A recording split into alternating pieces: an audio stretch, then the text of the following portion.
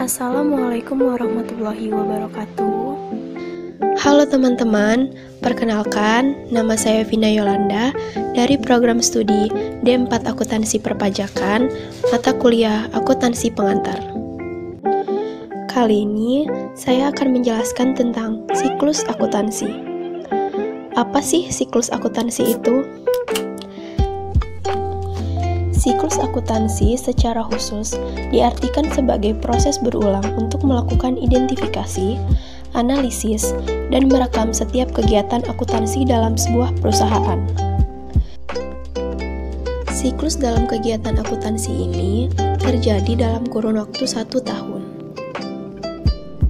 Dalam kurun waktu tersebut, semua prinsip, kaidah, metode, hingga teknik-teknik dalam akuntansi digunakan untuk mencatat segala kegiatan akuntansi perusahaan. Umumnya, siklus ini dimulai pada awal tahun dengan pembukaan pembukuan dan ditutup dengan jurnal penutup. Proses akuntansi ini dilakukan berkesinambungan dan berulang selama perusahaan tersebut masih aktif. Hal ini kemudian menjadikan proses-proses tersebut ke dalam sebuah siklus. Adanya siklus ini dapat membantu pemilik perusahaan dalam melakukan analisis terkait kondisi keuangan perusahaan yang dimilikinya. Adanya siklus ini dapat membantu pemilik perusahaan dalam melakukan analisis terkait kondisi keuangan perusahaan yang dimilikinya. Tujuan dalam siklus ini adalah untuk memberikan suatu informasi akuntansi yang tepat, sehingga dapat membantu dalam proses pengambilan keputusan. Untuk mencapai tujuan tersebut, siklus akuntansi memiliki tahapan-tahapan sebagai berikut. Yang pertama, identifikasi transaksi. Yang kedua, analisis transaksi. Yang ketiga, pencatatan transaksi dalam jurnal. Yang keempat, posting buku besar. Dan yang kelima, menyusun raca saldo dan jurnal penyesuaian. Baiklah, saya akan menjelaskan tahapan-tahapan dalam siklus akuntansi tersebut. Yang pertama, identifikasi transaksi. Identifikasi setiap transaksi menjadi tahapan pertama dalam siklus ini. Kegiatan identifikasi ini harus dilakukan secara tepat oleh akuntan yang bisa dilakukan dengan cara melakukan pencatatan setiap transaksi yang terjadi.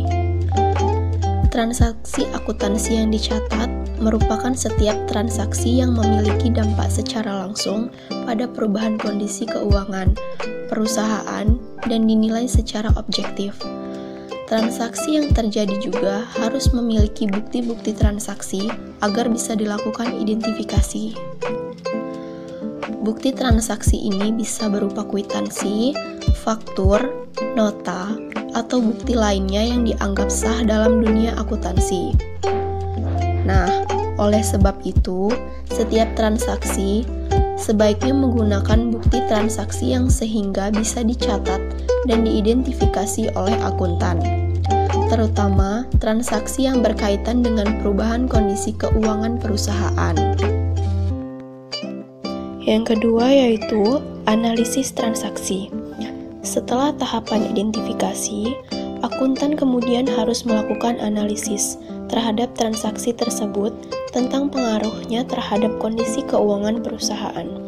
Sistem pencatatan akuntansi dalam perusahaan selalu menggunakan double entry system, yang artinya setiap transaksi akuntansi yang terjadi akan memberikan pengaruh pada posisi keuangan di debit dan kredit, dan harus dalam jumlah yang sama besarnya.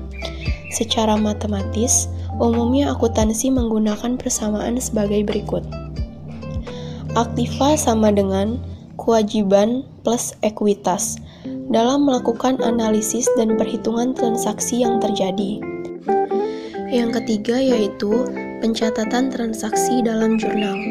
Setelah akuntansi melakukan analisis transaksi, maka tahapan selanjutnya adalah dengan mencatat semua transaksi ke dalam sebuah jurnal keuangan.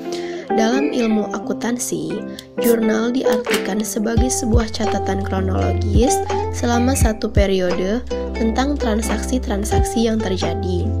Proses memasukkan informasi tersebut disebut penjurnalan. Dalam proses penjurnalan, setiap transaksi dibagi ke dalam dua bagian, yaitu debit dan kredit. Pencatatan ini bisa dilakukan dalam sebuah jurnal umum. Pencatatan harus dilakukan dengan berurutan dan teliti, tanpa ada transaksi yang terlewatkan, sehingga pada masa akhir akan didapatkan jumlah debit dan kredit yang sama besarnya. Yang keempat yaitu posting buku besar. Setelah dicatat ke dalam sebuah jurnal, akuntansi kemudian memindahkan semua transaksi ke dalam buku besar. Secara umum, buku besar dapat diartikan sebagai kumpulan rekening pembukuan yang berisikan informasi aktiva tertentu yang dicatat dalam satu periode. Dalam sebuah perusahaan, dipastikan memiliki berbagai daftar rekening buku besar. Masing-masing rekening yang ada dalam buku besar diberi nomor-nomor kode tertentu. Tujuannya adalah untuk memudahkan ketika proses identifikasi ke dalam jurnal tersebut.